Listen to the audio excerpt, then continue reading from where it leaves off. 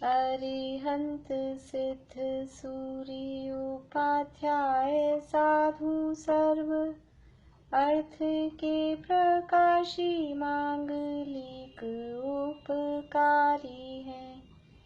तिन्ह को स्वरूप जान रागते भई जो भक्ति काय को नवाए स्तुति को उचारी है। धन्य धन्य तिन्हि ते काज सब आज भय कर जोरी बार बार वंदना हमारी है। मंगल कल्याण सुख ऐसो हम चाहत हैं।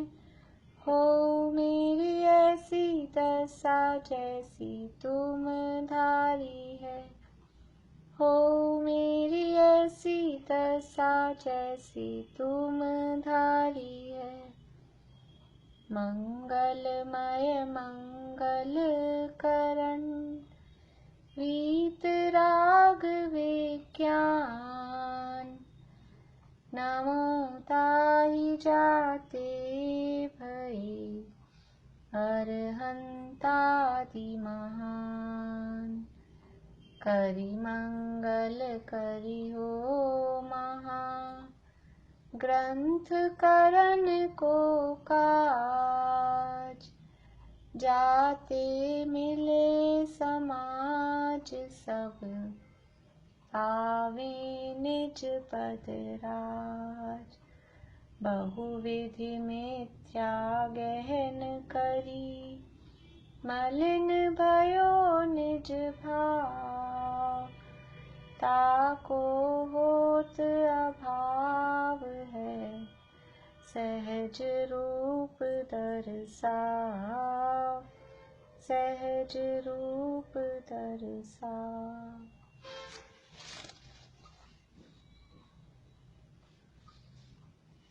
मोक्षमार्ग प्रकाशक में 5वां अधिकार अपना चल रहा है और इस 5वें अधिकार में श्वेतांबर मत समीक्षा, श्वेतांबर मत संबंधी प्रकरण अपना चल रहा है। और इसके अंतर्गत अपन ने जो उनके अछेरे थे, अछेरों की चर्चा की, स्त्री मुक्ति निषेध, शूद्र मुक्ति निषेध और जो अन्य इनकी मिथ्या भ्रांतियां थी उन सब बातों की चर्चा करी। और देव का अन्यथा स्वरूप और गुरु का अन्यथा स्वरूप, गुरु का अन्यथा स्वरूप की चर्चा अपनी चल रही थी। लास्ट का एक पेज बचा है इसमें अपना।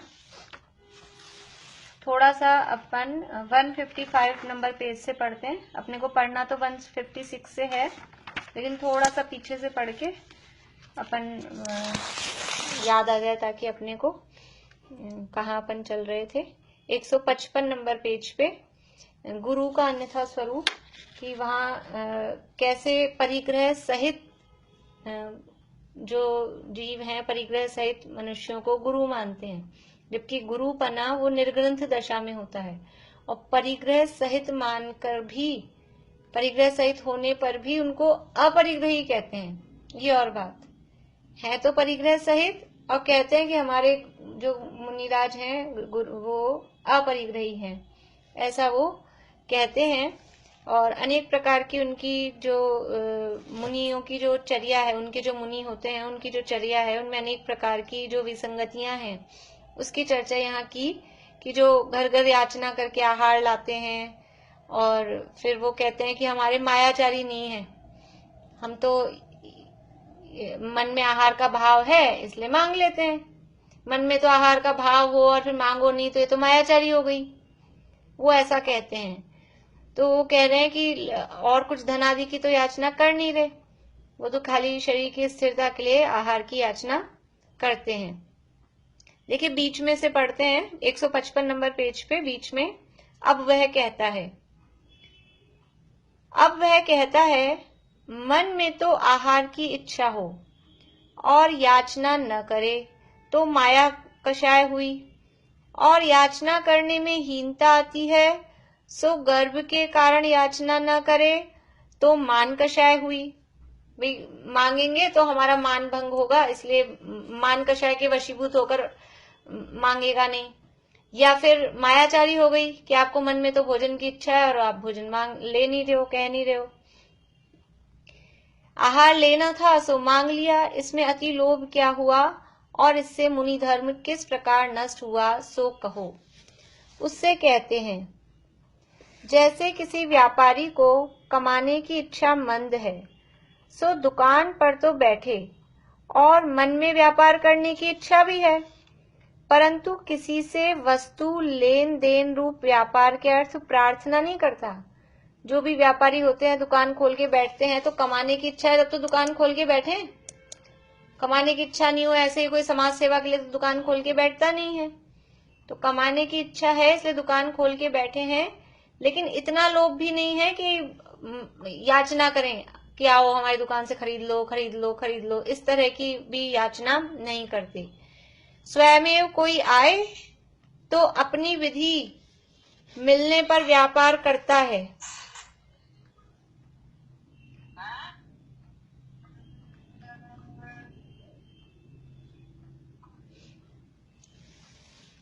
स्वयमेव कोई आए तो अपनी विधि मिलने पर व्यापार करता है, तो उसके लोभ की मंदता है, माया व मान नहीं है। माया मान कषाय तो तब होगी जब छल करने के अर्थ वे अपनी महंतता के अर्थ ऐसा स्वांग करे, परंतु अच्छे व्यापारी के ऐसा प्रयोजन नहीं है, इसलिए उनके माया मान नहीं कहते। उसी प्रकार मुनियों के आहार आदि की इच्छा मंद है, वे आहार लेने आते हैं और मन में आहार लेने की इच्छा भी है, परंतु आहार के अर्थ प्रार्थना नहीं करते। स्वयमेव कोई दे तो अपनी विधि मिलने पर आहार लेते हैं, वहां उनके लोभ की मंदता है, माया व मान नहीं है। बिल्कुल उदाहरण जैसा कहा, बिल्कुल उसको सांगोपांग यानी जैसा ऊपर उदाहरण कहा व्यापारी का, वैसा का वैसा नीचे मुनिराज पे बिल्कुल घटित हो रहा है। तो उनके माया और मान नहीं है। माया मान तो तब होगा जब छल करने के अर्थ व महंतता के अर्थ ऐसा स्वांग करें। मायाचारी कब होगी? खाली स्वांग करें, अंदर से तो मुनिपना है नहीं और स्वांग करें कि मैं मुनि हूं इसलिए नहीं मांग रहा हूं, ऐसा स्वांग करें। मुनिराज के कषाय ही इतनी मंद है कि उनको मांगने का परिणाम आता ही नहीं है। स्वयं कोई नवधा भक्ति पूर्वक आहार आदि दे तो वो लेते हैं। उनकी कषाय इतनी मंद हैं कि मांगने का परिणाम उनको नहीं आता। तो माया मान तो तब होगा जब छल करने के अर्थ व महंतता के अर्थ ऐसा स्वांग करें, परंतु मुनियों के ऐसे प्रयोजन है नहीं, इसलिए उनके माया मान नहीं है। यदि इसी प्रकार माया मान हो तो जो मन ही द्वारा पाप करते हैं वचन काय द्वारा नहीं करते, उन सबके माया ठहरेगी। पारुल है क्या? पारुल ने उस दिन पूछा था ये, फिर वो रह गई थी बात, नहीं आई है, नहीं है। अपन तो बात कर लेते हैं। ये जो यहाँ लाइन है कि यदि इसी प्रकार माया मान हो, यदि इसी प्रकार माया मान हो तो जो मन ही द्वारा पाप करते हैं वचन काय द्वारा नहीं करते, उन सबके माया ठहरेगी। मतलब क्या? देखो ऊपर इससे ये जो लाइन है ना, इस लाइन से 5 लाइन ऊपर देखिए, वे आहार लेने आते हैं और मन में आहार लेने की इच्छा भी है। तो मुनिराज के मन में तो आहार लेने की इच्छा है, लेकिन वचनों से मांग नहीं रहे। तो ये कह रहे हैं कि अगर आप इसको मायाचारी कह रहे हो तो जो केवल मन द्वारा ही पाप करते हैं वचन काय द्वारा नहीं करते, उन सबके माया ठहरेगी। मतलब मन वालों के ही माया ठहरेगी। माया कषाय किसके होगी? कि जिनके मन है उनके माया होगी, और जिनके मन ही नहीं है, ऐसे असैनी पंचेंद्री तक के जीवों के तो माया ही नहीं होगी, क्योंकि मन में कुछ हो और वचन में और काया में वैसा नहीं करें, तब मायाचारी कहलाए। इसलिए जो अपने उत्तम आर्जव धर्म का प्रकरण है उसमें भी ये बात कही है दादा ने। तो इसलिए मन ही द्वारा पाप करते हैं, यानी माया का संबंध केवल मन से हुआ, तो असैनी तक जो जीव हैं उनके माया नहीं हो पाएगी। मन ही द्वारा पाप करते हैं, वचन काय द्वारा नहीं करते, उन सबके माया ठहरेगी। और जो उच्च पदवी के धारक नीच वृत्ति अंगीकार नहीं करते, उन सबके मान ठहरेगा। ये तो अपन ने उस दिन भी देखा था कि कोई उच्च पद का धारी हो, पोस्ट में ऊंचा हो, कुल में ऊंचा हो, तो वो नीचे काम, खोटे काम नहीं करते। कोई कहे कि चोरी करो, तो कोई कहेगा कि हम तो उच्च कुल वाले, हम चोरी वोरी नहीं करते। तो क्या हो गया, कोई भी, ये तो काम है, इसमें काम में क्या हो गया। तो जो उच्च पद का धारी है वो ऐसे नीच वृत्ति धारण नहीं करता।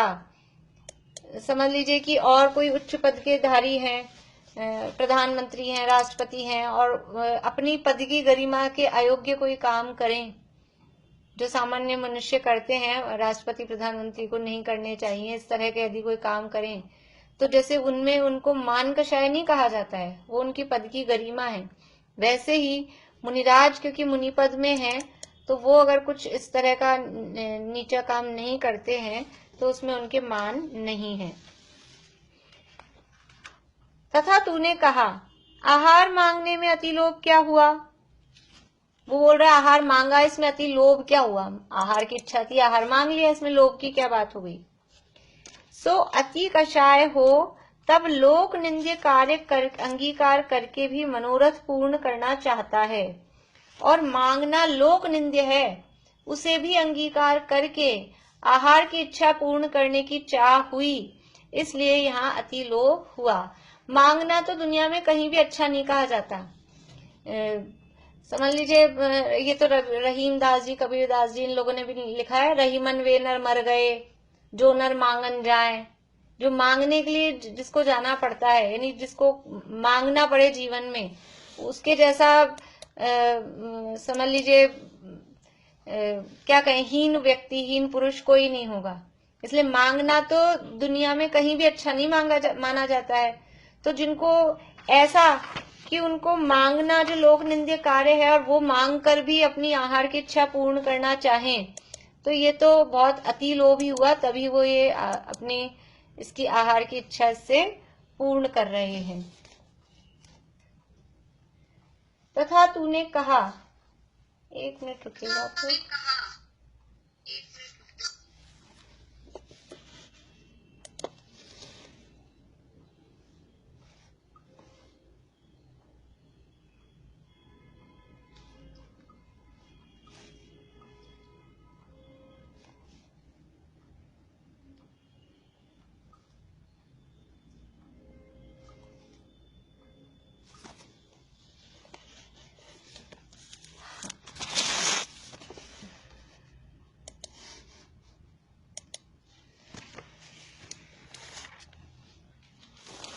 तथा तूने कहा मुनिधर्म कैसे नष्ट हुआ।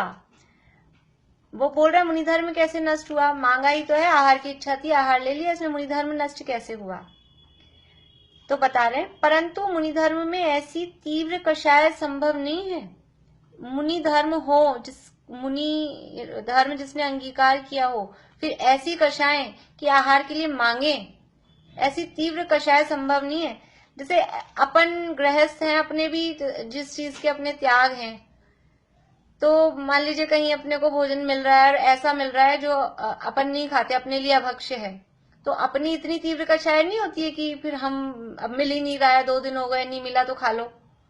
जो चीज अपन नहीं खाते हैं और नहीं खा सकते हैं, थोड़ा बहुत उसमें ऐसा हो वो तो फिर भी चलो करते हैं, लेकिन बिल्कुल जो चीज अपन नहीं खाते, मान लीजिए अपन आलू नहीं खाते और अब आलू की मिल रही है चीज, तो ऐसी तीव्र कषाय तो अपने भी नहीं होती भोजन के प्रति कि नहीं अब क्या करें, कुछ मिल ही नहीं रहा, आलू ही मिल रहा है तो आलू ही खा लो, ऐसा तो नहीं होता है। तो वो तो मुनिराज हैं, तो वो ऐसी इतनी तीव्र कषाय मुनि धर्म में संभव नहीं है कि आहार के लिए वो निकले। यदि कोई सहज रूप में उन्हें पड़गाहन करके आहार दे रहा है तो वो लेते हैं, लेकिन ऐसी कषाय उनके नहीं है कि वो जाके मांगे किसी का दरवाजा खटखटा के कि भिक्षाम देही, कि मैं 2 दिन से भूखा हूं, दे दो, साधु को दे दो, इस तरह की कोई आवाजें नहीं लगाती। तो मुनि धर्म में ऐसी तीव्र कषाय संभव नहीं है। तथा किसी के आहार देने का परिणाम नहीं था और इसने उसके घर में जाकर याचना की। देखो, जिसको आहार देने का परिणाम होता है वो खुद बाहर खड़ा रहता है कि हम आहार देना चाहते हैं, आप आइए। अब हम तो अपने घर में बैठे थे आराम से, हमको आहार देने का कोई विकल्प ही नहीं था। अब वो आ गए, दरवाजा खटखटाया तो आहार की याचना की। उसको संकोच हुआ, देना नहीं चाहता था लेकिन अभी आ ही गए सामने सिर पे ही, तो क्या करें। तो उसको संकोच हुआ, लेकिन न देने पर लोक निंदे होने का भय हुआ। अभी लेने आ गए, अब नहीं दूंगा तो दुनिया क्या कहेगी, ऐसा लोक निंदे होने का भय हुआ। इसलिए उसे आहार दिया। यानी जो जिसने आहार दिया, जो दाता था, जो गृहस्थ था, उसको आहार देने के परिणाम नहीं थे। अब आपने सामने से जाके मांगा, अब उसने केवल इस संकोच में दे दिया कि नहीं दूंगा तो अब अड़ोस पड़ोस वाले क्या देंगे, क्या कहेंगे कि तुमसे दिया ही नहीं गया। कभी कभी ऐसे होता है, अपन गाड़ी में हो और गाड़ी में अपन हो और कोई अपने साथ कोई दूसरा व्यक्ति हो, मेहमान हो, कोई हो, अब रेड लाइट पे अपन रुक गए, अब वो आ गए बैगर कुछ भी मांगने, अपने को देने की इच्छा नहीं थी लेकिन वो जो अपने साथ वाला है वो दे रहा है कुछ निकाल के, तो फिर संकोच से अपने को भी देना पड़ता है। या कभी कभी ऐसा लगता है ये क्या सोचेगा कि कुछ नहीं दे रहे, तो अंदर से देने के परिणाम नहीं थे लेकिन लोक लाज के वश कि भैया अड़ोस पड़ोस वाले क्या सोचेंगे, ये सोच के उन्हें दिया। तो इसलिए उसे आहार दिया, परंतु उसके यानी दातार के अंतरंग प्राण पीड़ित होने से हिंसा का सद्भाव आया। अंदर से इच्छा थी नहीं और फिर उसने दिया मन मसोस कर कि अरे मुझे दान देना पड़ रहा है, ये देना पड़ रहा है, तो अंदर से वो भाव प्राण जो थे, वो भाव प्राण उनके संक्लेशित हुए। तो वो भाव प्राण संक्लेशित होना ही तो हिंसा होता है। इसलिए अंतरंग प्राण पीड़ित होने से हिंसा का सद्भाव आया। यदि आप उसके घर में न जाते, उसी के देने का उपाय होता तो देता, उसे हर्ष होता। आप उसके घर नहीं जाते, उसको देना होता तो वो खुद आके देता, उसमें तो अच्छा लगता, इज्जत होती, हर्ष होता। यह तो दबाकर कार्य कराना हुआ, जबरदस्ती। अब जैसे समझ लो आजकल के प्रकरण में कोई भी संस्थाएं वगैरह हैं, अब अपन कुछ एक तो अपन आगे होके दो कि हम देना चाहते हैं, और एक कोई आ जाए घर में 4 आदमी 5 लोग और अब दो, ये कार्यक्रम हो रहा है आप तो दो, और अपन कुछ कम देना चाह रहे हो और वो तो नहीं इतने से क्या होता है, इनके तो इतने, आपके तो इतने लेंगे। तो अब वो दिया तो मन में हर्ष नहीं हुआ और अंदर मन दुखी हुआ, दबाकर, ये ना दबाकर कार्य कराना हुआ, जबरदस्ती लिए, तो यह तो दबाकर कार्य कराना हुआ। तथा अपने कार्य के अर्थ याचना रूप वचन है, वह पाप रूप है।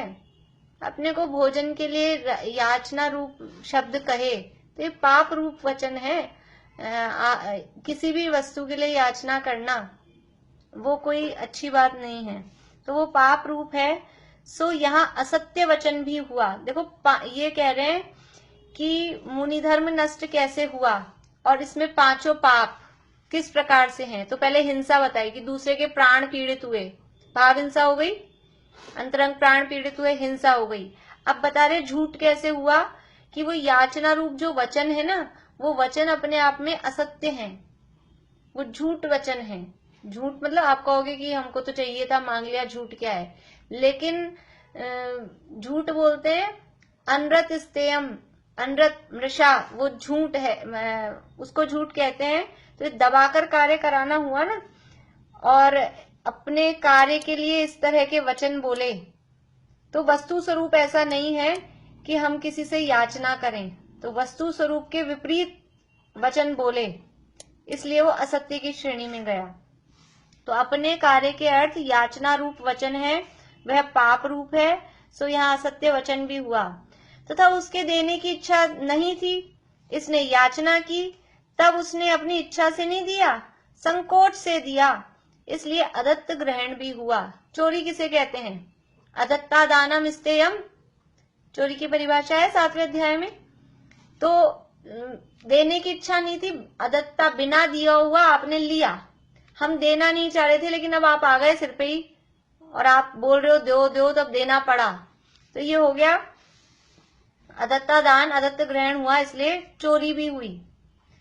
तथा गृहस्थ के घर में स्त्री जैसी तैसी बैठी थी और यह चला गया, सो वहां ब्रह्मचर्य की बाढ़ का भी भंग हुआ। अब घर में आ गए, अब घर में सब अपने हिसाब से बैठे थे, लेडीज अपनी हिसाब जैसे तैसे कैसे भी बैठी थी, और ये अचानक से आ गए तो ब्रह्मचर्य की बाढ़ का भी भंग हुआ, तो कुशील का पाप भी हो गया। तथा आहार लाकर कितने काल तक रखा, आहार आदि के रखने को पात्राधिक रखे, वह परिग्रह हुआ। आहार लाके आपने सुबह खाया कि शाम को खाया कि 15 मिनट बाद खाया कि आधे घंटे बाद खाया, तो वो जितनी देर रहा उतनी देर परिग्रह हुआ कि नहीं, और वो जिस पात्र में लाए वो पात्र भी परिग्रह हुआ। इसलिए पांचों पाप, हिंसा, झूठ, चोरी, कुशील, परिग्रह, ये याचना करके आहार लाने में पांचों पाप यहाँ पर सिद्ध कर रहे हैं। इस प्रकार 5 महाव्रतों का भंग होने से मुनि धर्म नष्ट होता है, इसलिए मुनि को याचना से आहार लेना युक्त नहीं है। इसलिए ये मुनि नाम का कहलाए, मुनि नाम कहाए और याचना करके आहार ले, वो ठीक नहीं है।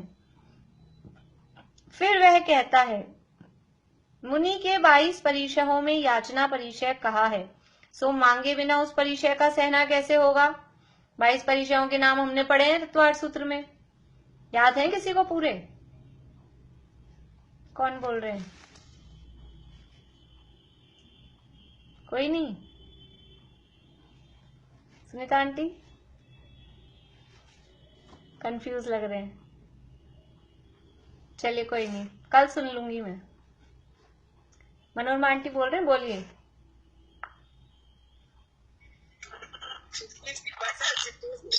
नागन्या रति चर्या निषेध्य सैया क्रोश बद याचना लाभ रोग तृण स्पर्श मन सत्कार पुरस्कार प्रज्ञा ज्ञानी दर्शनानी प्रज्ञा ज्ञान दर्शनानी। चलिए बढ़िया। हाँ पूर्णिमा आंटी बोलिए। शुद्ध पिपासा शीत उष्ण दंश मशक नाग्न अरति स्त्री चर्या निषेधा सैया आक्रोश बद याचना अलाभ रोग तृण स्पर्श मल सत्कार पुरस्कार प्रज्ञा अज्ञान अदर्शना। बढ़िया, बहुत बढ़िया। ये 22 परिचय हैं, तो इनमें नाम आया याचना।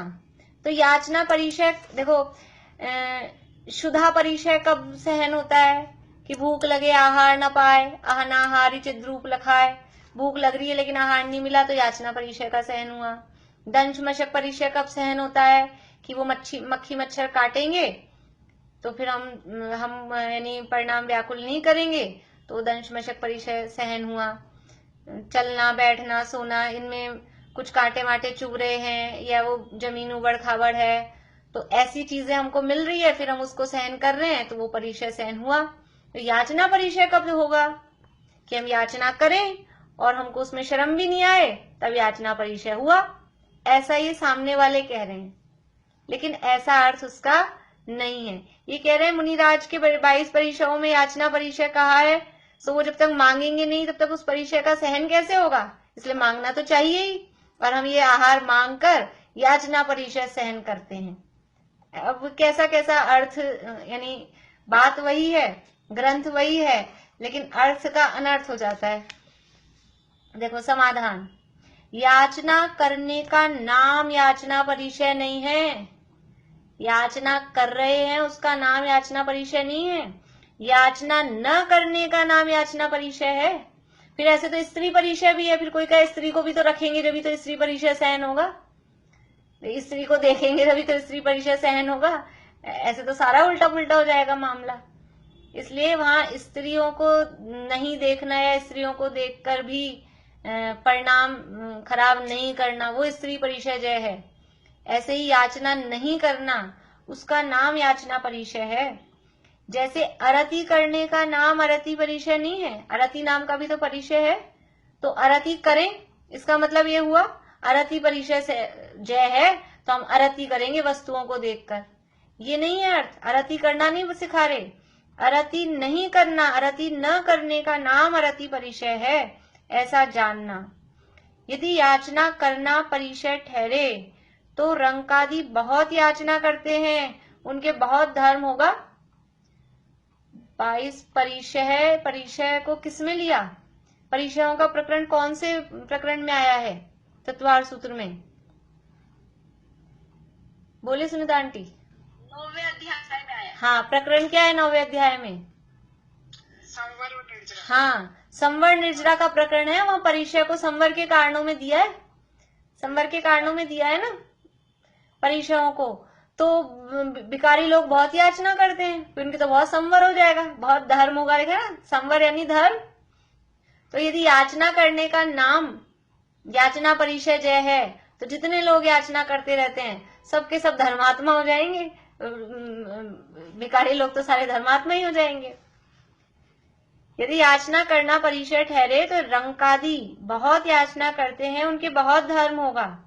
और कहोगे मान घटाने के कारण इसे परिचय कहते हैं, तो किसी कषाय कार्य के अर्थ कोई कषाय छोड़ने पर भी किसी कषाय कार्य के अर्थ कोई कषाय छोड़ने पर भी पापी ही होता है। आप कह रहे हो कि हम याचना करेंगे तो जो हमारा मान है वो कम होगा, मान कषाय घटेगी। जिसके मान होगा वो तो मांगेगा नहीं, तो हम मान को घटाने के लिए याचना कर रहे हैं, लेकिन मान को घटाने के लिए दूसरी कषाय पैदा कर रहे हो। तो एक कषाय को कम करके दूसरी कषाय पैदा कर रहे हो, ये तो कोई पुण्य का काम नहीं है, तो पापी ही है। तो जैसे कोई लोभ के अर्थ अपने अपमान को भी न गिने, तो उसके लोभ की तीव्रता है।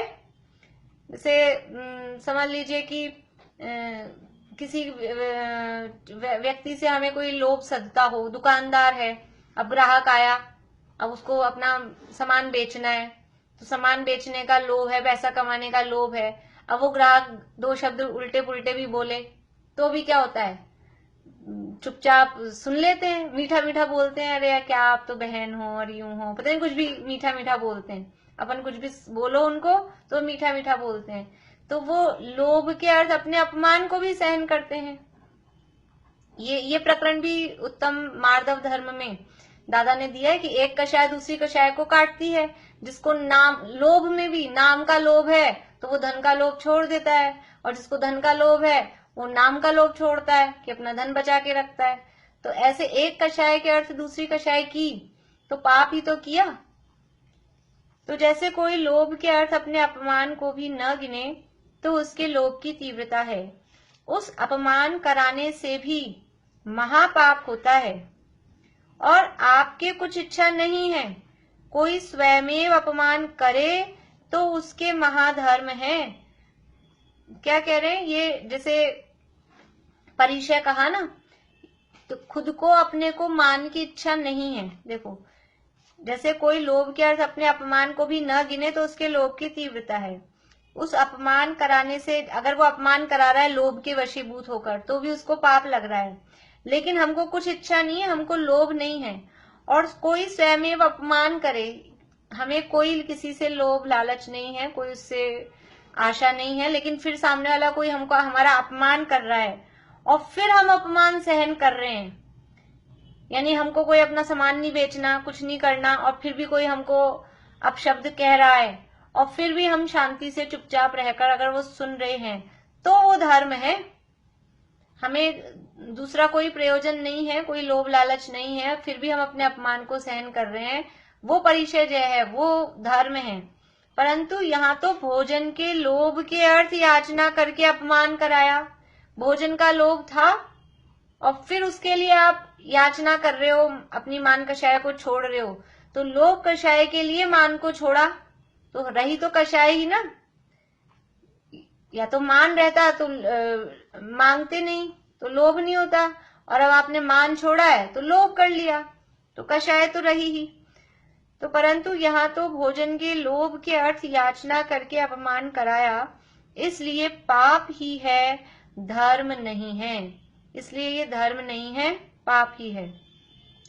तथा वस्त्रादि के अर्थ भी याचना करता है। अब वो कपड़े पहनते हैं, वो कपड़े कहाँ से आएंगे, वो भी मांगने ही पड़ेंगे ना, उसके अर्थ भी, उसके लिए भी याचना करता है।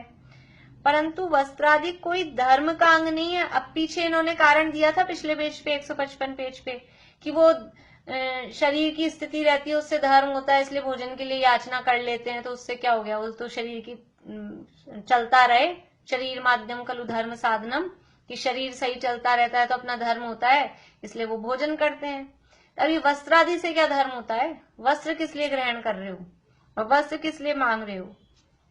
तो वस्त्रादि के अर्थ भी याचना करता है, परंतु वस्त्रादि कोई धर्म का अंग नहीं है, शरीर सुख का कारण है। ये पीछे भी कह के आए हैं कि वस्त्र जो आप ग्रहण कर रहे हो वो केवल शरीर के सुख के लिए, उससे कुछ धर्म वगैरह नहीं होने वाला है। इसलिए पूर्वोक्त प्रकार से उसका निषेध जानना, पूर्वोक्त प्रकार यानी पीछे जो कह आए हैं, और इसी रूप में यहाँ जो निषेध किया भोजन के लिए, उसी प्रकार से उसका निषेध जानना। देखो, अपने धर्म रूप उच्च पद को याचना करके नीचा करते हैं, सो उसमें धर्म की हीनता होती है। आपने जो मुनि धर्म अंगीकार किया वो अत्यंत उच्च पद था और उसमें याचना की, तो याचना करने से उसमें धर्म की हीनता करी, धर्म की हीनता हुई। अब ऐसे जो खुद याचक हो, याचना करे, फिर उनको गुरु वो पूज्य कैसे कहलाएं? उनमें पूज्यपना अपने को भाव भी कैसे आए? जो कोई अपने पास आके मांगता हो, फिर अपन उनको अपने को पूजने का भाव, उनके प्रति पूज्यपना, वो वैसे परिणाम भी नहीं आ पाते हैं, तो उसमें धर्म की हीनता होती है। इत्यादि अनेक प्रकार से मुनि धर्म में याचना आदि संभव नहीं है, परंतु ऐसी असंभवित क्रिया के धारक को साधु गुरु कहते हैं, इसलिए गुरु का स्वरूप अन्यथा कहते हैं।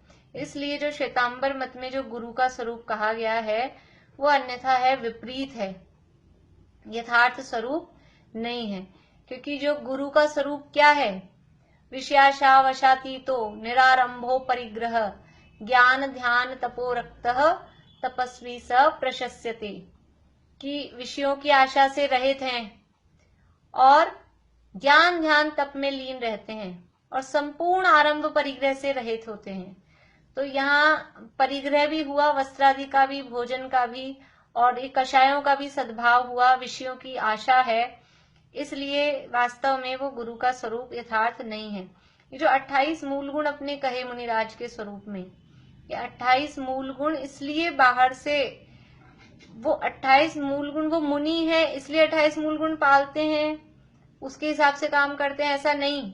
वो अंदर में जो भावलिंग प्रकट हुआ है ना, 3 कषाय चौकड़ी का अभाव, वो 3 कषाय चौकड़ी के अभाव में ऐसी क्रियाएं होती है कि चलते हैं तो नीचे देखकर ही चलेंगे, आहार लेंगे तो इस तरह से समझ लीजिए, जो पड़गाहन वाली विधि है नवदा भक्ति पूर्वक, उसी रूप में आहार लेंगे।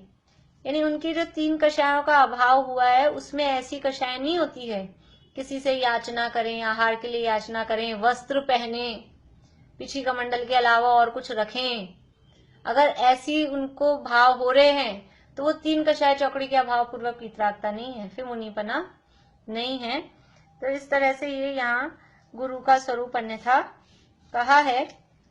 धर्म का अन्यथा स्वरूप कल शुरू करें, कल शुरू कर लेंगे, अभी यहीं पूरा करते हैं।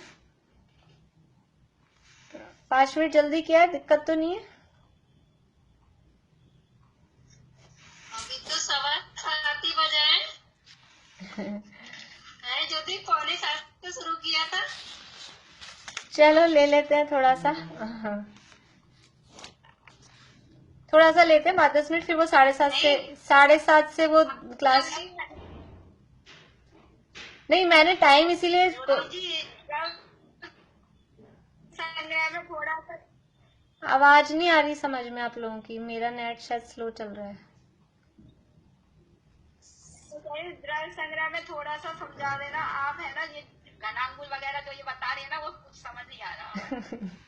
अब वो जितना उनका आ रहा है उतना समझ लीजिए, अभी फिर कभी अपन चलाएंगे ना तब, क्योंकि अब वो विषय में उठाऊंगी तो प्रकरण आएगा जब लेंगे, इसीलिए मैंने जो अपन ने मार्गणाएं ली थी ना, तब वो गणित का विषय मैंने इतना नहीं लिया था कि उसको समझने में पूरा वो अब आप लोग समझ सकते हैं, ऐसी कोई बात नहीं है। अभी एक बार पढ़ा है ना, इसको बार बार में पढ़ेंगे ना, अभी से यूट्यूब पे भी रहेगा जब भी कभी टाइम हो, तो पहली बार में इतना ही आता है। ये बोरिंग ही है, इतना इंटरेस्ट आता ही नहीं इस वाले चैप्टर में। हाँ, इसीलिए वो आधा घंटा बहुत है। आधा घंटा ही पढ़ा दीजिए। हाँ, आधा घंटा बहुत है, कोई दिक्कत नहीं है। पता नहीं, कुछ समझ नहीं आता है इसमें। ऐसे तो अब थोड़ा थोड़ा अपना भी चल रहा है, अपना भी बीच बीच में आता है, तो एक्चुअल में अपने को ज्यादा उनकी वो नॉलेज नहीं है ना, इसलिए अभी तो है थोड़ा। जैसे आप बोलते हैं इनके भी जो चौके लगते हैं ना, तो पहले तो इनका चौका ये होता था कि किसी भी घर से ले लेते थे। अब किसी के घर में अलग खाना एक्स्ट्रा बना हुआ ही नहीं रहता है, तो पहले से इनके भी कह देते हैं कि वो साधु आने वाले हैं तो आप बना के रखना। वही आजकल किसी के घर में तो वही extra उद्देश्य, खाना बड़ी फैक्ट्री होती नहीं है। सही बात है, सब गिनती की बनाते हैं और सब गिनती की एक एक दो दो रोटी खाते हैं। आजकल डाइट भी सबकी इतनी ही है। आजकल कोई खाता नहीं है, पहले पराठे। सही बात है। क्योंकि आजकल यही हो गया। हाँ, तो वो सब उद्देश्य आहार और इस तरह की प्रवृत्तियां वो हो जाती हैं। ये कल ही शुरू करेंगे, धर्म का अन्यथा स्वरूप। फिर है ना, इनका ऐसा सिस्टम होता है। आवाज मुझे कट कट के आ रही है, पता नहीं मेरा नेट स्लो चल रहा है क्या। आवाज अच्छे से नहीं, आप लोगों को सही आ रही थी मेरी आवाज?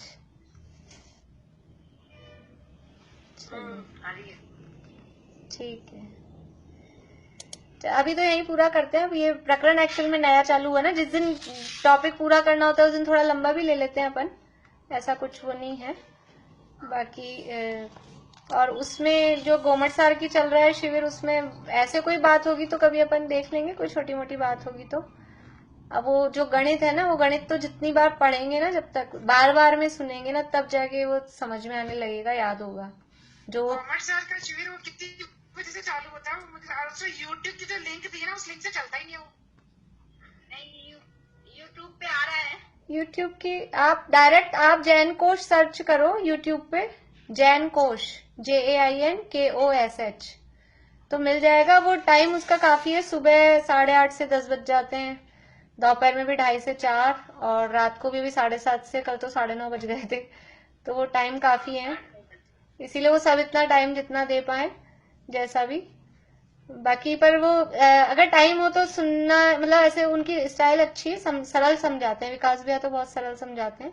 दिन का विषय जरूर कठिन रहता है, दिन का विषय थोड़ा कठिन रहता है, पर अभी पहली बार सुन रहे हैं ना, बूंद तो पड़ रही है, फिर कभी दोबारा पढ़ेंगे तो जल्दी से समझ में आ जाएगा, फर्क पड़ जाता है बात।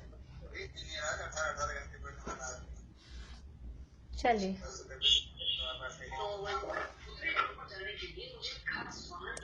चलिए अभी यही जिनवाणी स्तुति करते हैं।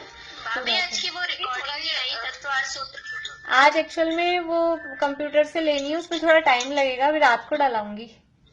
आज ये मोबाइल, इतने दिन से मोबाइल ये उठाया नहीं था, तो इसकी बैटरी बंद खाली थी पूरी, इसलिए। चलिए,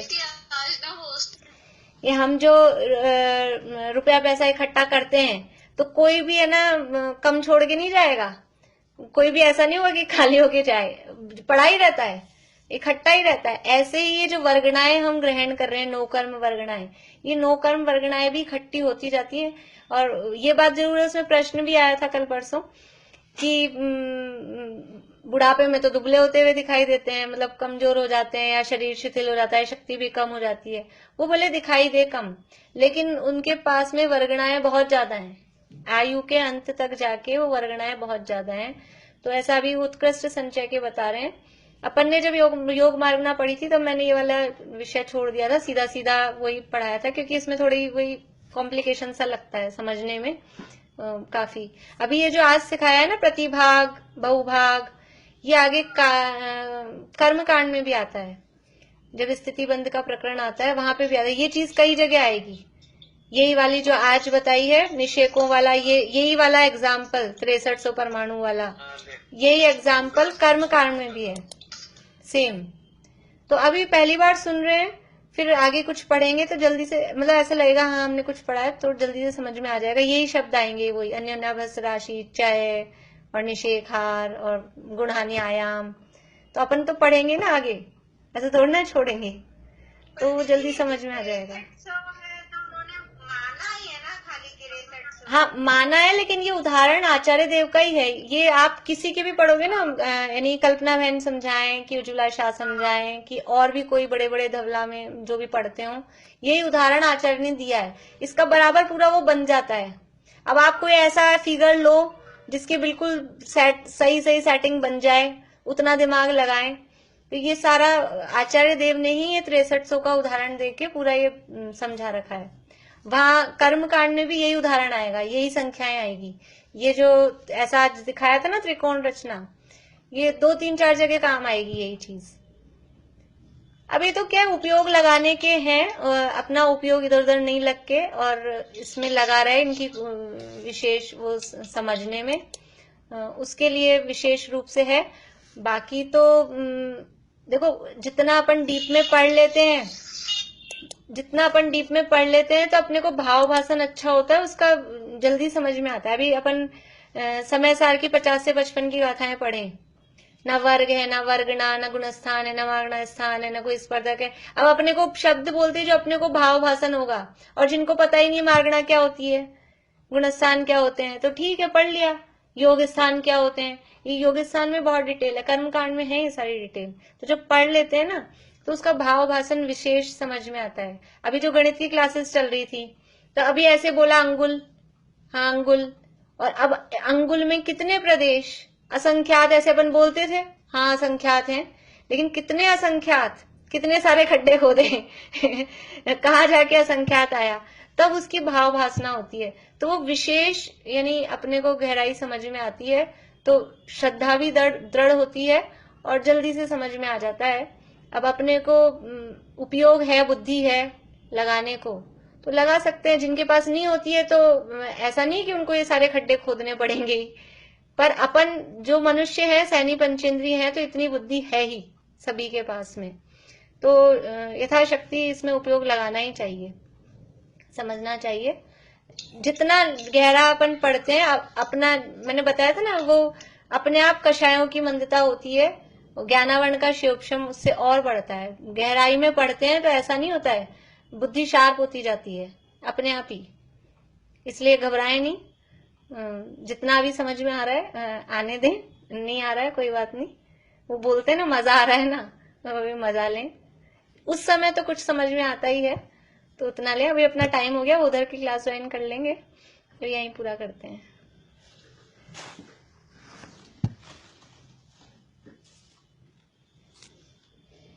निज आत्मा के भान बिन सुख मान कर रति राग में, सारा जगत नित जल रहा है वासना की आग में। तुम वेद विरहित वेद विद जिन वासना से दूर हो, वसु पूज्य सुत बस